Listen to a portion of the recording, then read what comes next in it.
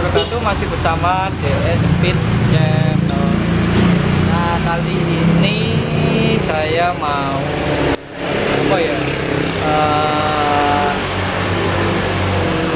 A few moments later, a few inches later, 2 hours later, 1 eternity later.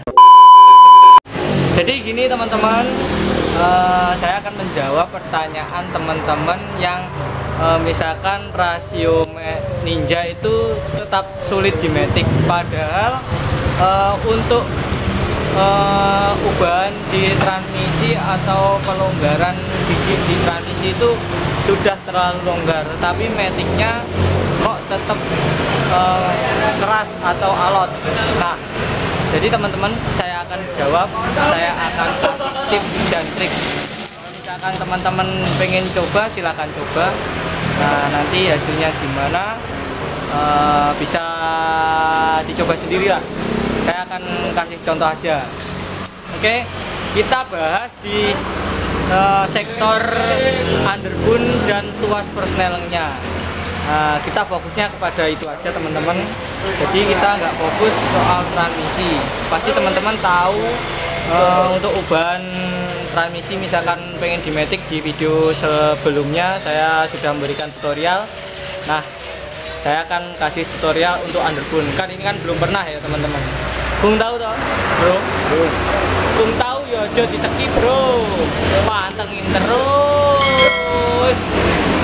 Oke. Nah, kita langsung ke kemana ini?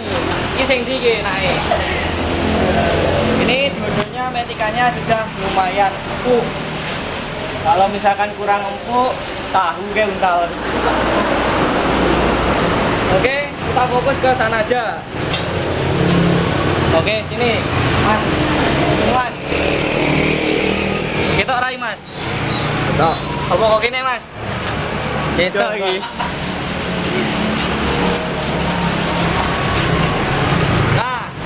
Jadi teman-teman, saya menggunakan underbone merek K2R Premium. Nah, ini underbone-nya kanan kiri sama. Nggak sama deng.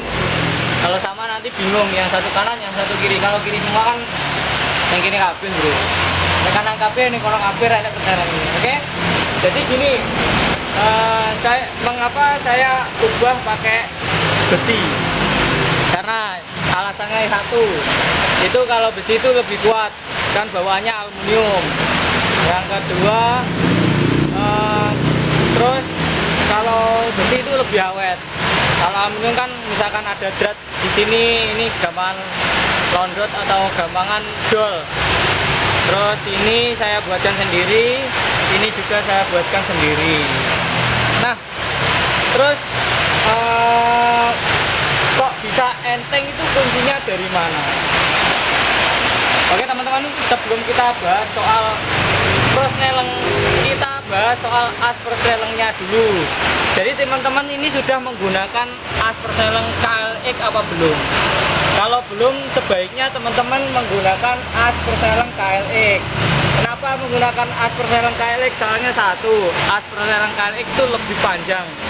Nah, kalau lebih panjang, jadi kan langsung sampai sini. Nah, ini nanti yang kunciannya persneleng itu di sini. Jadi misalkan kalau pakai standar kan ada di sini. Jadi kemungkinan bengkong itu nggak ada. Masnya lebih kuat.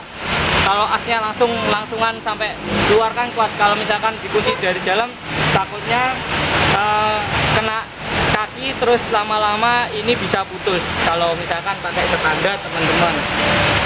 Nah, di sini ada per. Ini gunaannya per itu apa teman-teman? Jadi kegunaannya per itu ini untuk mengunci atau mengeluarkan as persnelengnya KLX. Soalnya kalau misalkan di bak kanan atau di bak persneleng itu patokannya as persneleng KLX sama Ninja itu nggak sama, masih panjangan Ninja. Jadi untuk persnelengnya kalau misalkan ditambahi atau ditambahi las kan kurang masuk teman-teman. Jadi masih ada sepelengnya atau nanti ke rapetan, jadi nggak bisa maksimal. Jadi kita menggunakan pir. Nah, kalau misalkan nggak dipir gimana? Nanti transmisinya loncat-loncat. Misalkan setar pakai 1, terus dioper itu bisa 0, bisa langsung 3. Soalnya cawuk gini, cakarannya yang buat pindah bintangan itu nggak bisa rapet. Oke. Nah, teman-teman pastinya sudah tahu, sudah paham. Nah, sekarang kita lanjut ke tuasnya perseneling. Nah, teman-teman, yang perlu diperhatikan adalah ini posisinya. Posisinya tuas yang ada di as perseneling itu harus lurus. Harus lurus seperti ini. Ini kegunaan apa? Kalau misalkan nanti ini terlalu doyong ke sini, nanti ini nggak bisa maksimal. Nah, ini bisa nyangkut ke rangka. Nah, kalau ke sini, ini otomatis bebannya lebih berat teman-teman. Lebih berat daripada yang lurus kayak gini. Kalau misalkan kayak gini, nanti kalau misalkan ditarik ini lebih berat bebannya. Jadi usahakan ini lurus. Terus sama juga yang belakang teman-teman. Yang belakang ini bautannya juga harus lurus. Nih bro, ini sote. Nah, seperti ini.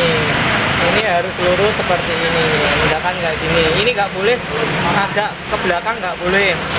Kenapa kok ke belakang nggak boleh? Karena pas waktu ini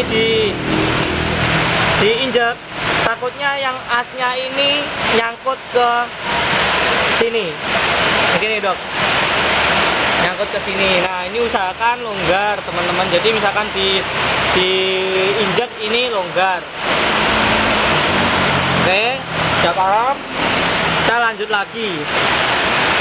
Kalau sudah, usahakan ini juga besi teman-teman. Terus teman-teman, kenapa saya menggunakan ini besi? Karena saya mengaturnya itu saya custom itu biar enak ngaturnya. Soalnya kalau misalkan beli bawaannya KR2 premium ini, kalau misalkan ini dibuat lurus, posisinya ini agak ngangkat kayak gini teman-teman. Jadi nggak bisa kayak gini. Jadi posisi untuk nambah perselengnya susah. Jadi saya menggunakan besi ini agar ini bisa saya setting agak ke bawah. Jadi misalkan posisi waktu start itu lebih enak, kakinya lebih enak. Jadi nggak kayak gini, nggak jinjit. Oke. Terus apalagi kuncinya? Jadi kuncinya adalah untuk panjangnya tuas ini, tuas depan belakang ini penting sekali. Karena kenapa? Kalau misalkan ini yang depan pendek, ini otomatis lebih keras perselengnya. Sebaliknya juga gitu. Kalau yang misalkan yang pendek, yang belakang itu lebih empuk. Tapi kalau misalkan yang belakang itu dipanjangin, ini kemungkinan nyangkutnya lebih banyak. Jadi kita harus setting pas. Terus berapa settingannya kita ukur aja teman-teman. Oke. Kalau misalkan ilmunya bermanfaat, subscribe dulu. Karena saya berbagi ilmu itu gratis. Jadi subscribe gratis itu juga nggak mengeluarkan biaya. Oke teman-teman. Kita ukur. Kita ukur posisinya kira-kira saja untuk dari A sampai baut itu ukurannya adalah 7 cm atau 70 mili. 7 cm atau 7 mili. Nah, ini panjangnya seperti itu panjangnya. Jadi misalkan kalau teman-teman pengen buat nggak usah bingung-bingung, ini langsung saja 7 cm atau 70 mili. Terus yang belakang, oh iya teman-teman, ini kan persnelengnya atau underbootnya saya pindah, saya agak kebawain. Nah, Kalau dikebawain otomatis kalau misalkan pakai yang standar bawaannya K2R Premium ini perselengnya jengat, jadi untuk diinjak atau di perseleng itu lebih susah. Terus yang belakang kita mengukurnya dari asnya tengah ya teman-teman. Oke, bautnya oke. Nah, kita lihat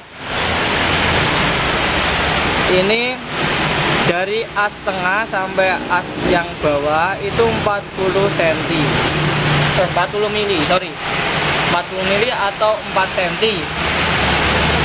Nah, kenapa kok pakai 4 cm? Karena kalau misalkan ini dipendekin ke sini, ini otomatis nyangkut kalau misalkan di perseleng. Jadi kalau misalkan teman-teman itu bisa analisis sendiri. Terus ini teman-teman ada lubang untuk baut. Ini kegunaannya untuk apa? Nah, ini kegunaannya kalau misalkan perselengnya terlalu empuk, nah kita tinggal pindah lagi ke sini. Ini perseleng bisa lebih keras, lebih keras. Nah, kalau misalkan terlalu empuk kan nggak enak teman-teman. Nanti terlalu nanti pas waktu ke senggol apa? Sini kesenggol lah, pokoknya ini kesenggol ini bisa langsung masuk teman-teman. Udah gitu aja teman-teman, semoga bermanfaat. Oke, teman-teman sudah paham pasti. Oh ya teman-teman, ini besinya harus kuat. Ini nggak boleh pakai besi ukuran 1 mili atau 2 mili. Ini harus minimal 3 mili atau 4 mili biar kuat teman-teman. Soalnya kalau matic itu biasanya nginjeknya agak kuat, jadi besinya harus kuat. Oke, udah paham? Oke, sudah segitu aja teman-teman. Misalkan ada pertanyaan untuk soal matic ninja, bisa tanyakan di kolom komentar. Oke, jadi yang belum subscribe jangan lupa subscribe dulu bila channel ini penting untuk membantu channel ini lebih berkembang lebih bagus lagi. Kita minta dukungan teman-teman dengan cara subscribe, like, dan share. Dan kalau misalkan ada pertanyaan bisa komen di bawah. Oke, semoga teman-teman semoga ini menjawab pertanyaan teman-teman yang misalkan metikannya ada yang keras. Oke, jadi sekian dulu dari saya. Assalamualaikum warahmatullahi wabarakatuh.